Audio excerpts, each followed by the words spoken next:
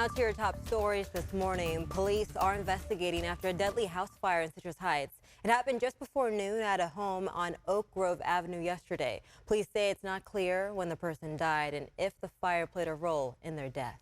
A woman and a dog died in a house fire Friday morning. The fire broke out at a home on Stevens Street in Fairfield around 1 a.m. Some homeowners in Roseville say their neighborhood is being taken over by insects. ABC 10's Garshbal Sung explains it's a problem that's been bugging them for weeks. So what can you do to protect your garden from insects? First, have a green border. Leave long grass around. There are growing crime concerns on Broadway in Sacramento. Businesses are dealing with back-to-back robberies. This comes just a week after we told you about businesses on the Broadway corridor in Sacramento being fed up after a gas station employee was robbed at gunpoint. It was a hot week, and the heat mixed in with the drying vegetation in the mountains has authorities on high alert in Amador County. Volunteers have been called in a week early to track fires on lookout towers. The volunteers work 6 to 12-hour shifts, making sure our Sierra community stays safe. For the last 2 months, Solano County's library system has been dealing with service disruption due to down phone and Wi-Fi service. We turn now to the homeless crisis. Even though the Sacramento area saw a decline in the number of homeless people this year, the numbers from the most recent point-in-time count showed an increase in Folsom by more than 500%. But as ABC 10's Jean Nguyen explains, some city leaders don't believe the numbers. Folsom is looking to add a homeless outreach team to the police department. The mayor tells ABC 10 Measure G will be on the November ballot. It's a 1-cent sales tax for the city of Folsom. If voters pass it, he says the city will use that extra revenue to continue to address the problem.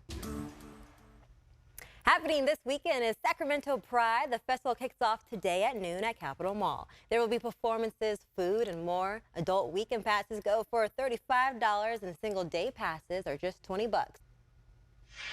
Back here in California, a law banning junk fees across the state could soon be modified. Lawmakers introduced a bill this week that clarifies how restaurants should deal with the junk fee ban. South Lake Tahoe voters will get to decide in November if they want a vacancy tax. The El Dorado County Registrar of Voters says the initiative gathered enough verified signatures to get on the ballot. It now goes back to the city for the next steps.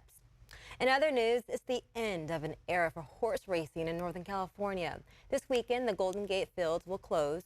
Bay Area leaders say it's time to think big about what comes next. Reporter Ansar Hassan talked with the mayor about redevelopment plans for this prized waterfront property and the challenges they'll face. The company that operates Golden Gate Fields says it would work with racetracks in Southern California to relocate horses and employees. Coming up on ABC 10 Weekend Morning News, big news for Elk Grove and the surrounding area. The new additions coming to Sky River Casino. Plus, while the Oakland A's had a successful night on the field, the organization had an unusual request as part of their stadium agreement in Las Vegas. The details after the break. Brendan, thank you.